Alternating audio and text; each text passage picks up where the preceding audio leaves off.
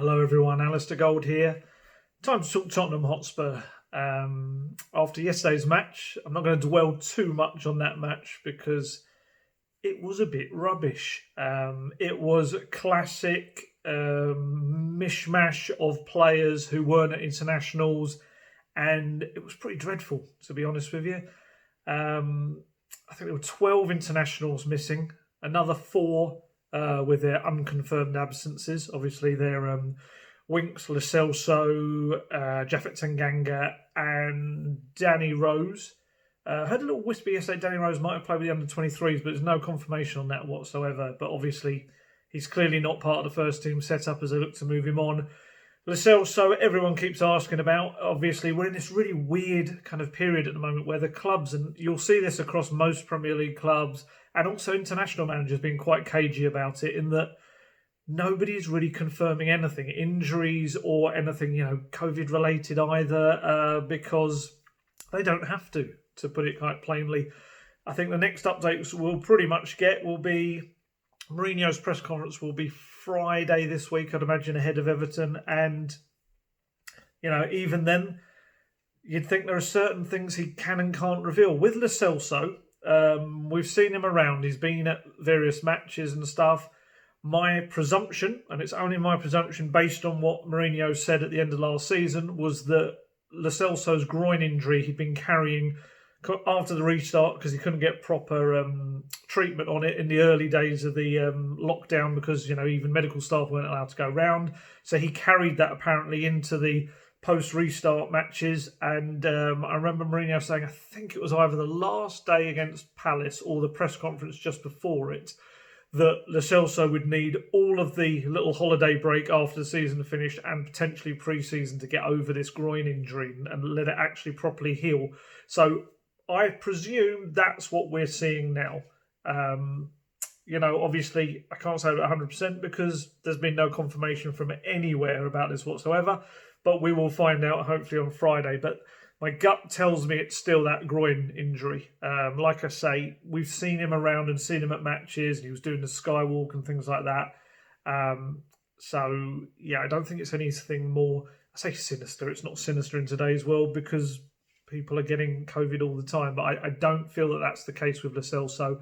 And potentially others. I mean, I said this, I think it was in the last video, I certainly said before, I'm so loath to run with things about what people have said about anyone that's got this or that, because, a good example was Tanguy Ndombele.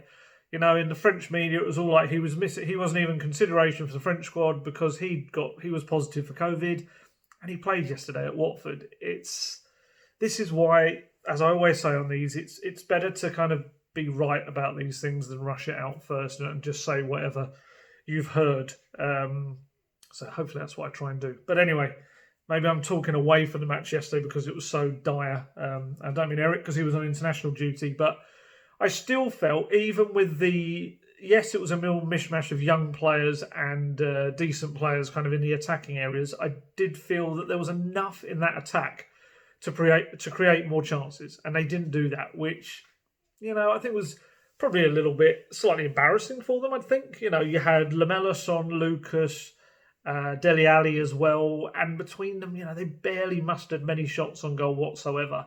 And obviously you had Ndombele behind them as well.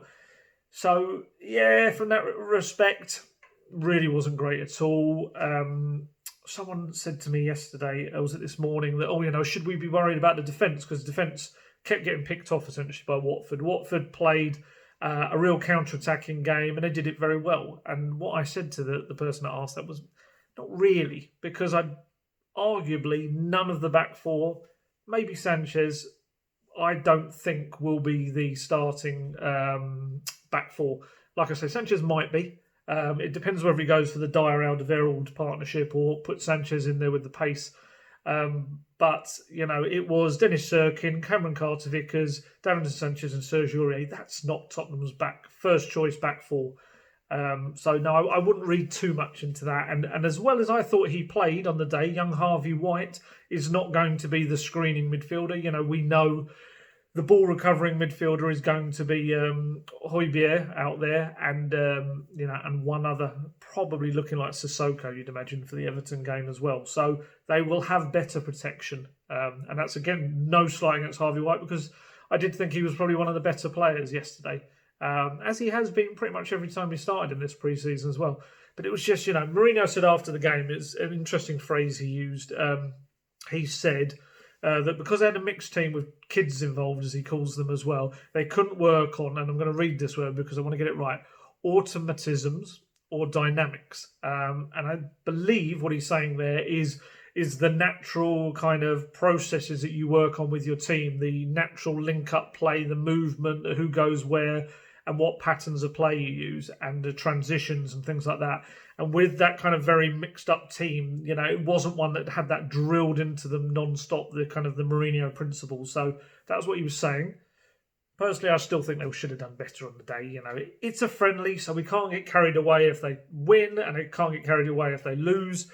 But I just felt there wasn't enough creativity. That just, I wasn't particularly ecstatic about, and it was a pretty dull game, really, a bit like the England game that came after. It really wasn't good at all. A quick word about Tanguy Ndombele. He got a bit of flack on social media afterwards, which I think actually I felt was a little bit harsh. This was his first minutes. It was his first start for just under 6 months for Tottenham. And he played 45 minutes. I felt in the first 15-20 minutes he was almost too disciplined, which is probably, people are going to go like, what? But I do think that he actually sat back probably too much in that first early kind of period of the game. Perhaps that was through instruction from Mourinho, I don't know. But I kind of felt he started to get a little bit more confidence afterwards. And then he started to play these quite nice through balls. I remember one through the middle, and there's one through to Aurier. And he just started to open up a little bit. And I didn't think it was awful. I didn't think it was great. I don't think it would have particularly caught the eye of Mourinho. Some people kind of criticise him for their first goal, which was a rocket of a goal. I think that's kind of harsh. Did he track back like a overly zealous madman? No. But did he track back? Yes, he did. And I kind of felt he kind of played his part in pushing and making sure, I think it was Queen that scored the goal, was over the side rather than going through the middle. He wasn't flying into challenges, but then he was kind of moving himself into the area where he needed to be. And the goal itself, it's probably going to come to a bit of Dennis Cirkin being out of position because he was stuck up the pitch and had to chase back. Bit of Davinson Sanchez giving the player probably too much room. And then a big old dollop of Joe Hart. He might argue he's unsighted, but you don't want to get beaten by 25 yards. It was a swerving rocket of a shot. It was a very good shot, but to be the first goal Joe Hart conceded as a Tottenham Hotspur player, I think he'll be a bit disappointed with it. So yeah, that's just a little bit harsh on Ndombele. I know we've now got this narrative of him as a player that doesn't work hard as hard as other players and things like that, but I felt that was maybe trying to crowbarred into yesterday's performance, whereas I felt, he didn't wow, he didn't amaze or absolutely come out the blocks flying, but it was his first 45 minutes, and I think it'd be quite unfair to judge him on that. I know people will obviously be judging on what's come before, but it came off at half-time, and I don't think that's anything to do with him. I think pretty much, I was trying to remember, I think most of the players just had 45 minutes in their first games as well. So, do I think he's going to be starting against Everton? No, of course not. I would imagine now with the matches that are coming up and the flurry of fixtures, he will be, involved certainly in whether it be the Carabao Cup or the Europa League. He will get minutes. And it's down to him then just to do exactly what he needs to do, and that is catch the eye and show Mourinho. And I think that's the key with Ndombele. Ndombele needs his confidence. It's shot. We can see that. And other players have had it, like Sessegnon as well, is another one like that. Scored a lovely goal for England under 21s the other day. And with Ndombele, he has to get his confidence up. He has to feel believed in. And I think if he gets his confidence up with some decent performances, that may come in Europe against, I say lesser opposition because, on paper they are, but it doesn't always work like that. But if he does that, and then I think Mourinho's trust in him will grow as well. We saw that with Lo Celso. Lo Celso's done exactly the same thing and that's down to Ndombele. As I keep saying, Spurs are currently saying there's no interest in selling him whatsoever, and that they want him to have a second season to fully adapt. So, it's down to the player now to absolutely pull out all the stops and get himself in that team. Just want to do a little mention before I kind of move off the game. Two things. Son and young players. So Son scored again from the spot. He wasn't amazing in his actual play on the day, but he scored again, and that's 4 in 4. And, in terms of being sharp when he's actually in front of goal, he's going into the season in a good place.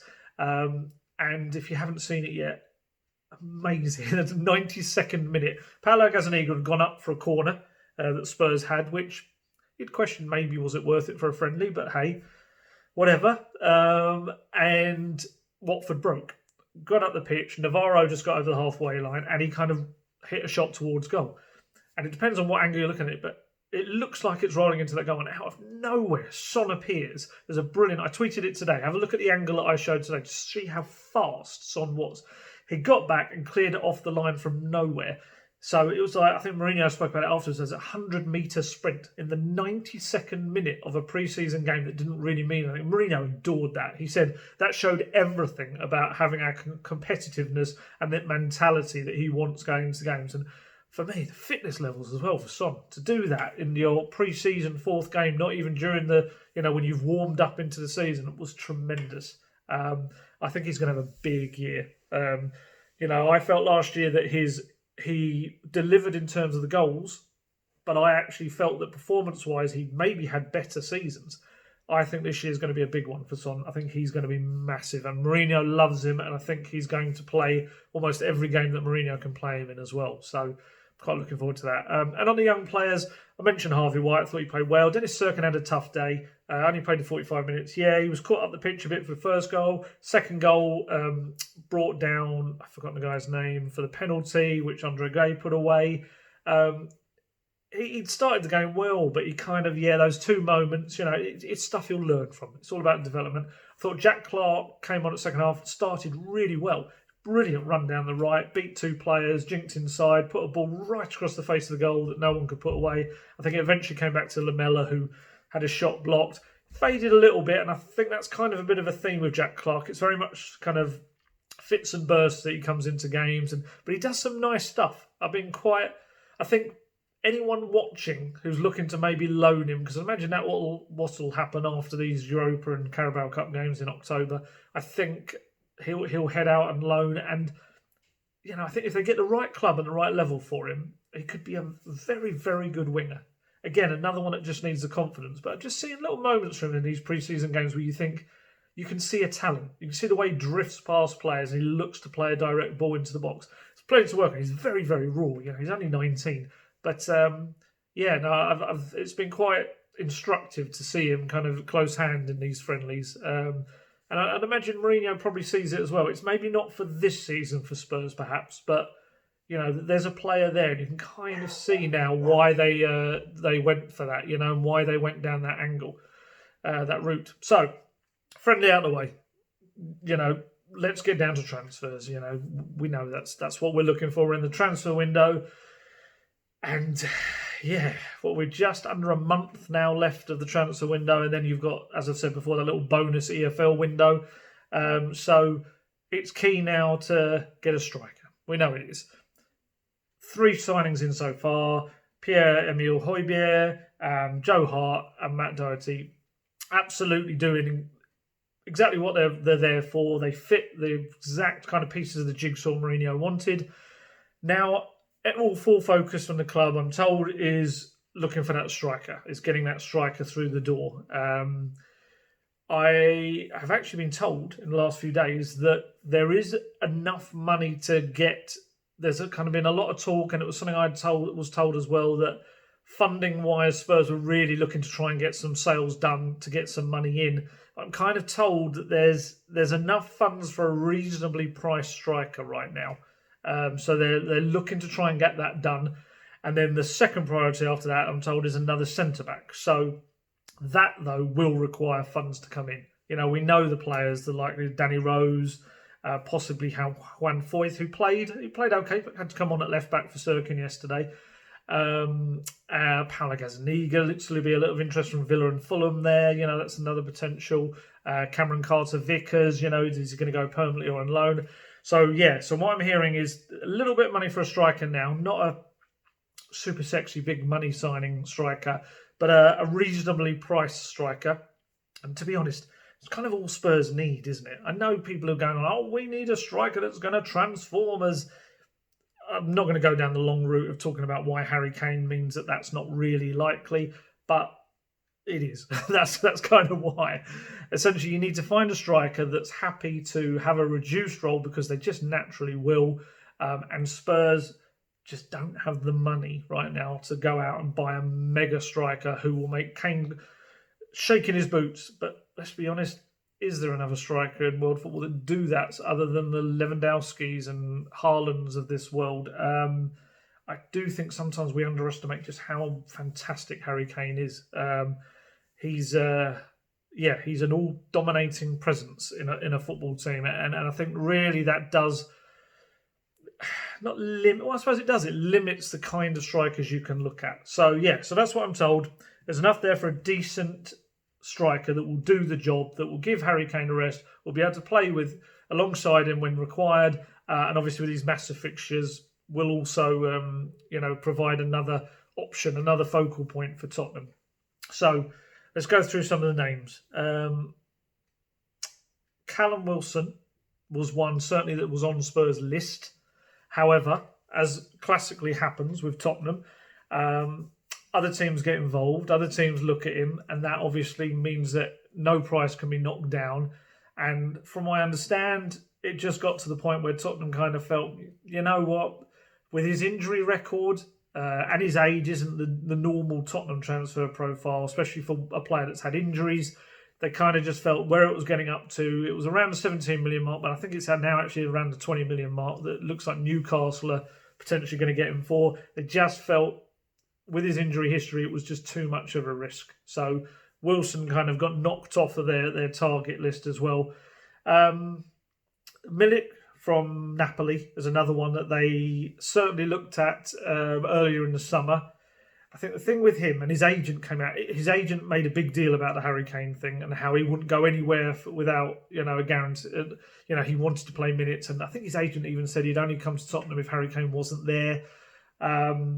With Milik, I think from everything I understand, he's one they've kind of moved away from this summer. A lot of interest from him in Italy, and I do wonder whether that it's because of this lack of interest in coming to Spurs to play second fiddle, and also I think the price. I think personally that Spurs are looking for a deal for a striker to be under 20 million, and I do feel with Milik it's going to be over that. So there's him. Who other links have I seen? Diego Costa was one some people have come out with. I'm told that's just a no. Chris Wood was another one that came up. I even suggested, last week, I think it was, that he's a player that Spurs have certainly looked at in the past. But from everything I understand, he's not an option, not someone that they have any kind of designs on getting this summer. Personally, I kind of feel he's an absolutely archetypal Mourinho kind of striker, but I'm led to believe that he's not on the hit list, as it were. Who else we got? Ollie Watkins from Brentford. Now, he is a player that Spurs do like. They do like him. Like 24-year-old from Brentford scored a lot of goals as they, got through to the was it playoff final, wasn't it? They got all the way to. However, with him again, and I know people get so frustrated at the finance thing. They actually kind of take it out on me sometimes. Like I'm the guy that's in charge of the finance at Tottenham Hotspur. I only go on what I'm told and what I'm told by people inside and outside the club. And that is that Spurs, and this is a historic thing as well, do not get into bidding wars. And with Watkins, it's that auction is going to happen. I think Brentford again are looking for above 20. I saw some reports saying potentially 25 million for him. And Spurs won't do that. They do like the player, and obviously he's homegrown, but they're not going to get into any auctions for any players this summer. It's just not the way they're going to go. You can see the three they've done already.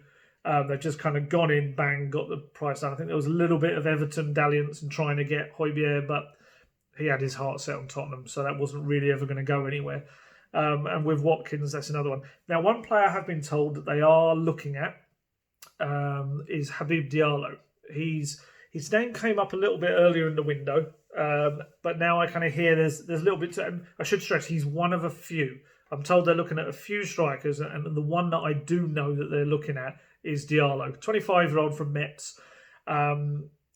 He's scored 12 goals in 26 League One appearances this year in a struggling Mets team. Let's put it that way. So he scored more than I think the likes of Callum Wilson and things like that in a team that was really, they only got promoted last summer, so they had a tough time of it. But he still managed to get 12 goals. And I think 3 assists as well. And what I would say is the previous season, he was responsible for them getting promoted to Ligue 1 in the first place, scored 26 goals in 37 league games. So, he knows where the back of the net is.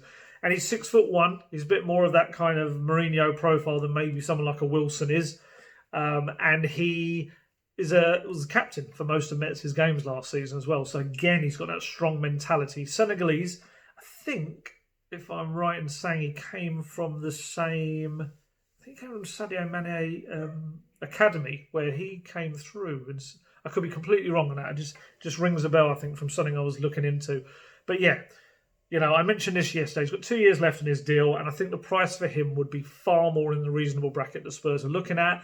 They looked at him in January. All indications of the player really does want to come to Tottenham. Be happy with the kind of role in supporting Kane as well. People yesterday, when I kind of first mentioned this, there was a little bit of, not another player from the French league, and people refer to Nkudu and NG and people like that, and yeah, of course Spurs were burnt on those 2 deals. They were players that just didn't really adapt, but I think it's just wrong to kind of write off the French league. Hugo Lloris came from France. He's not too shabby. Mourinho certainly had success bringing in players from the French league as well. Certain Didier Drogba didn't do too badly for him from France either. And if he agrees that, and Spurs feel that this is a player that can do the job, I'd imagine, they'd have looked through it. Sorry, Ndombele obviously is another one as well.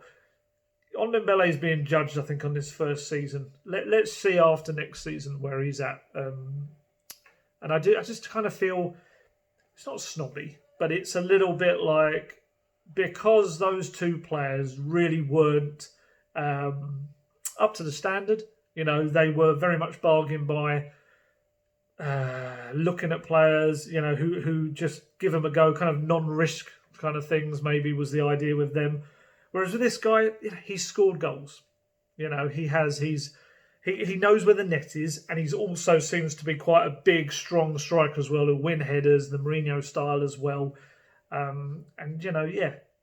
think people read really quickly into these things, see a name, probably haven't seen him play, and then they'll go for someone like, Callum Wilson for me. I like the idea of Callum Wilson because he could also play out wide. But ultimately, has he been banging in the goals in the Premier League? No, he hasn't. So, asking for one over the other, he certainly has that experience of the Premier League. But, yeah, I just kind of felt that was a little bit harsh on the guy. We need to see, desperate to get a striker in, and we can't really kind of knock then when they're getting towards someone. But like I say, I must stress, he's one of a certain few players, strikers that they're looking at. I think there's a couple more as well, but I think it's one that they're looking to kind of move into advanced areas on these strikers.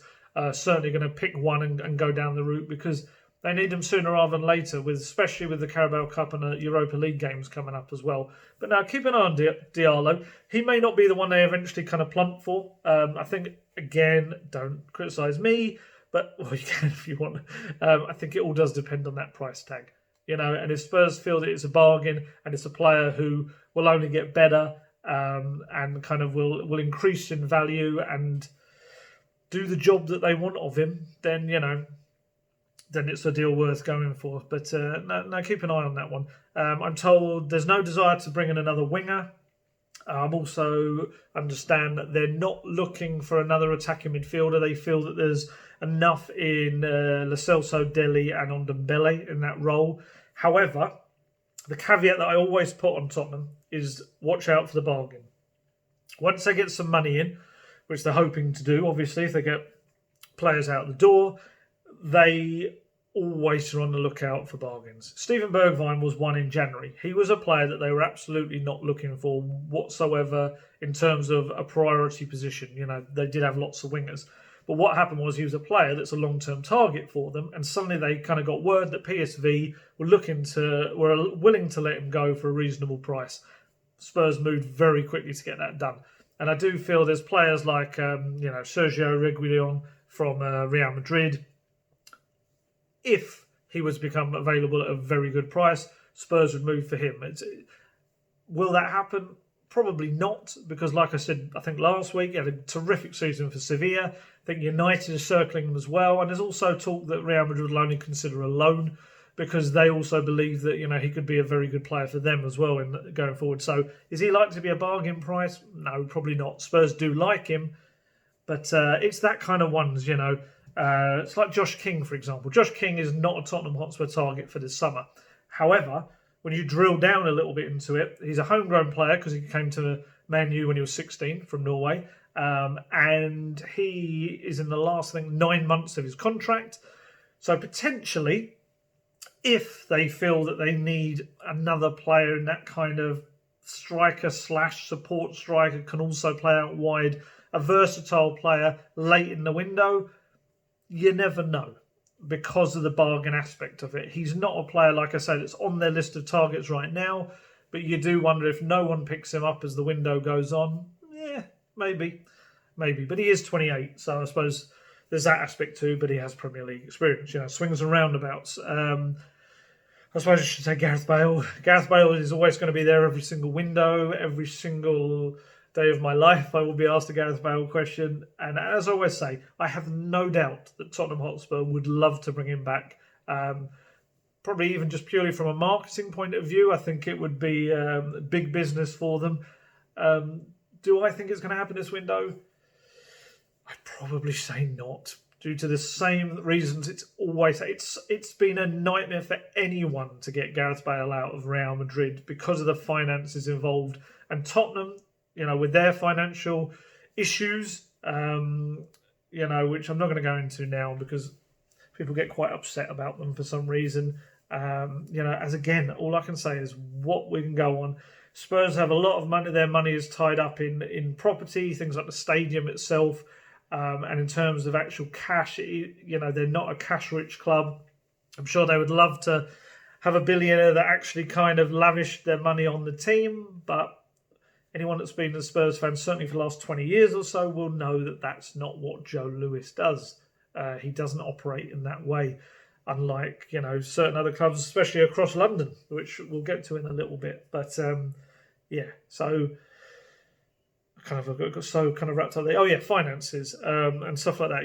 It's just the way Tottenham operate, and people get very upset about it. And I understand the frustration because as a football fan, it can be frustrating. Of course, it can. Even just as a journalist, when I see my colleagues that cover the likes of Chelsea and all that writing about these many targets, there's a real excitement in what they're doing. But what I would say. And I really have to stress this, that Mourinho had a very clear picture of Tottenham's finances, and he had a very clear picture of what he wanted to happen in this transfer window.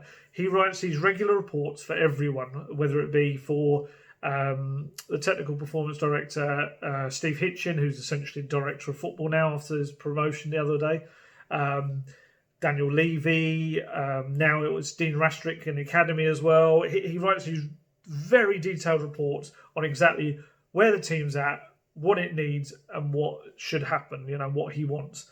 And he told us, I think, in the last few days of the window, he'd very affordable and realistic targets was what he asked the club for. And what I would say is the 3 players they've brought in have absolutely done that. 2 of those 3 players improved Tottenham's starting 11.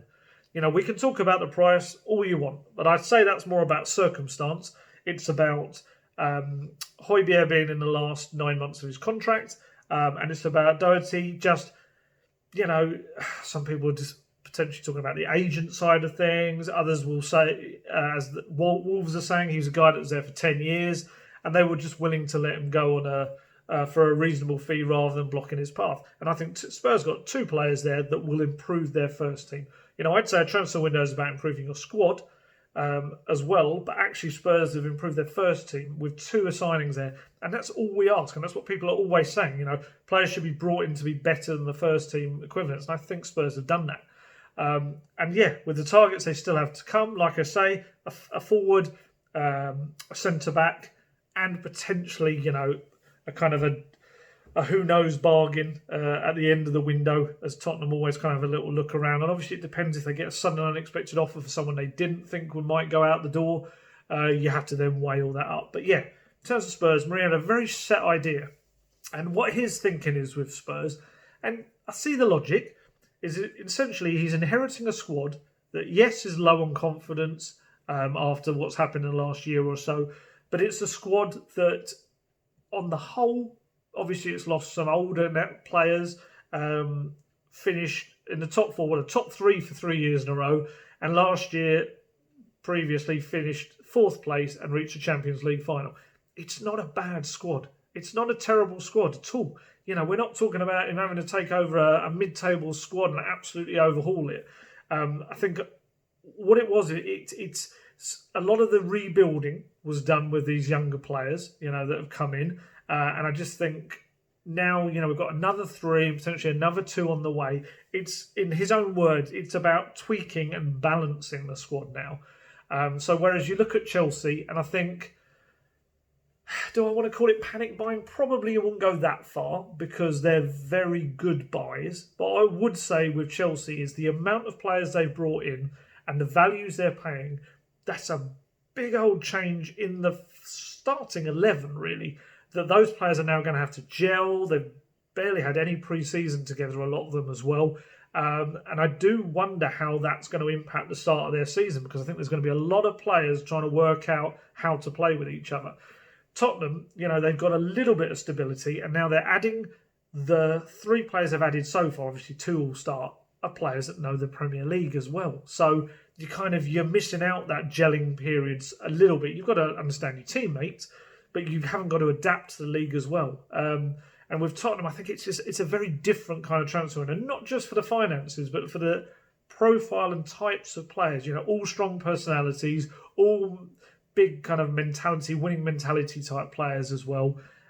It's a difficult one. I totally understand. Like I say, as a fans and as journalists and everything, it's very exciting what's going on over your neighbour's fence. But what Tottenham have kind of done thus far is kind of exactly what they needed to do. Obviously, who they bring in as a striker is going to hinge a lot on that as well, because I felt last summer they did everything right, barring bringing in a striker. And that really cannot be the case again this summer. It's not even summer really, is it? Transfer window. Otherwise, that'll be a complete mess, really, if they don't fix that. But I do think that's probably the way to look at it. But it's tough to. We love transfers. I'll see one minute, I'll see someone saying we need better than this player. And then the next day, I'll see the same person on social media berating Tottenham for letting this player go to another club. And it's the same player they said wasn't good enough a couple of days ago. It's the way we work. And, and on the one hand, we'll want a young player given a chance. And on the other hand, we'll say, why aren't we bringing in a new striker for this role when say Troy Parrott could have been playing. It's the way we work as fans. We're sometimes not the most rational, but it's passion. And I love it. I do love it. Some people step over the mark slightly on social media sometimes. But on the whole, I think it's all comes from a good place. It's passion and it's frustration. And ultimately, because everyone just wants to see Tottenham Hotspur do well. Well, Tottenham fans do anyway. So I get it. I'm certainly not digging anyone out at all. I just find it quite funny, and I'm very guilty of the same stuff as well. I cover a lot of the academy games, so I'll push certain youngsters that I know are coming through very talented, like Oliver Skipp. Was I slightly disappointed that he's gone off to Norwich and to do his loan and not get those chances at Spurs? Yes. But then I suppose in a rational point of view, I think he'll go to Norwich, smash it, come back and be even better next season. Or the following season. So yeah, let's see what happens. Striker, would we have liked to have had it done before the season starts? Of course. But what I would say is there's probably enough in that team for the first week or two maybe to get through. Son has very much through pre-season has been playing as the striker. So clearly he's going to be the alternative, as it were. But then the issue is you then can't really use him in the other match. I think Son is going to play a lot of games in these early weeks. I think that's probably the way to look at it. And if you're looking at a 92nd minute clearance, clearly is a guy that's got a hell of a lot of high fitness level as well. So thank goodness for that. But yeah, if they could accelerate the striker deals, whoever they're going to bring in and get that done in the next, well, certainly the next fortnight, I think that will ease a lot of the burden. And for whoever they bring in, that guy is going to be thrown straight in as well. So they're certainly going to get their minutes as well that they're after. So let's see who they bring in. Like I said, the centre-back as well. We know about Kim Min-jae. There's a guy they've been looking at, the South Korean centre-back who plays in Beijing. But again, I think the thing with a centre-back is they've got to wait, as I said, till they sell players. So that may be something that comes, later this month. And that'll obviously, they'll have a range of targets, a list of targets. This is the thing as well, I think. It's a really interesting article. There was an interview with Luis Campos, who obviously was linked with Spurs as director of football. I think people believe, maybe from the outside, and certainly probably myself, I used to, you look at a club and you think, oh, they want that player, oh, they've missed out on that player. What a failure kind of thing, or this is the target, blah, blah, blah. But actually, if you read this article, he explains really in fascinating kind of detail about how for every price range, scouts or a scouting department will have a list of players, every position and every price range, every single one, and they will have their list to kind of work through. It's not a case very much of, it will be sometimes. I suppose Højbjerg was identified in January and he was someone they looked to tie up, but on the whole, there'll be a load of different potential players, and then it's down to whether the club will sell, whether the agent is willing to deal properly and not, be silly in their demands, whether the player wants to come. There's so many little different avenues. It's fascinating. I'd love to do a proper in-depth look at scouting at Spurs, really. Maybe the club will one day let me do that. So, sorry, I went off on a bit of a tangent there. But yeah, so matches start soon. Premier League starts on Sunday. Everton at home. Be interesting to see how they look this season. I thought they brought in, was it Allen the other day? And they're another club that have been linked with a lot of players, but haven't actually really done a lot of the business they probably wanted as of yet. As I said, they wanted Højbjerg but couldn't get him. So that'll be a good little battle as well. And then straight into European football with the trip to Bulgaria. And we now know in the Carabao Cup likely to be the 22nd of September, Spurs will travel to either Leyton Orient or Plymouth. And then 2 days later, if they've been successful in Bulgaria, we'll head off to Romania or Macedonia. It's mad. They'll obviously be hoping that they get Leyton Orient, so it's not really too much different from going to Spurs. It's just going to be mad, absolutely mad. It's going to be great fun as a journalist to cover it all because I will have a match pretty much every 2 to 3 days, which I love. I love being able to talk about various things that happen in football, That's why lockdown was, had to get very creative, let's put it that way. So it'd be great to have all of these matches coming thick and fast. But for Mourinho, it's going to be a logistical nightmare. He's going to essentially have to have 2 squads, 2 teams playing, really. And the other thing I just want to touch on quickly, I'm not going to go into it because I don't want to spoil anything for anyone. Some people get very upset on social media if you even hint at something that they knew happened. But the Amazon series, obviously. First 3 came out last Monday. Next 3 come out, I think, at midnight tonight or Monday.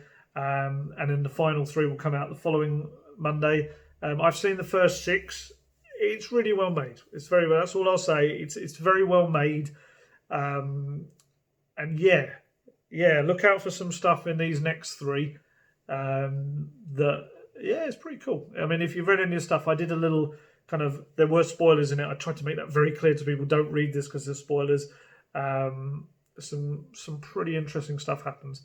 I wouldn't say that stuff that we wouldn't have expected to happen, but the way it happens is really fascinating. So that sounded really rubbish, but because I didn't really want to give anything away. So now watch them if you don't. I know loads of non-Spurs fans that are really enjoying the series as well, actually. It's very well made.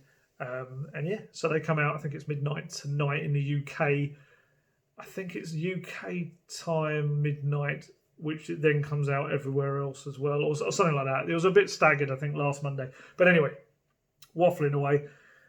Enjoy those if you're about to watch those. Yes, I do crop up every so often, slightly embarrassingly in one of the episodes, but I'll talk about that another time. It was slightly edited to make me look like I'm in love with a certain person, but you'll see that. But yeah, so transfers, obviously, any updates we've got in the days ahead, I'll let you know. But that striker is the target, as in terms of all focus on bringing that striker in, and they want to do it sooner rather than later. And Tottenham need him; they really do. So I'll catch you later. Stay safe and healthy, and I shall probably talk to you next, either after the press conference on Friday or after the match against Everton. Look after yourselves. Bye.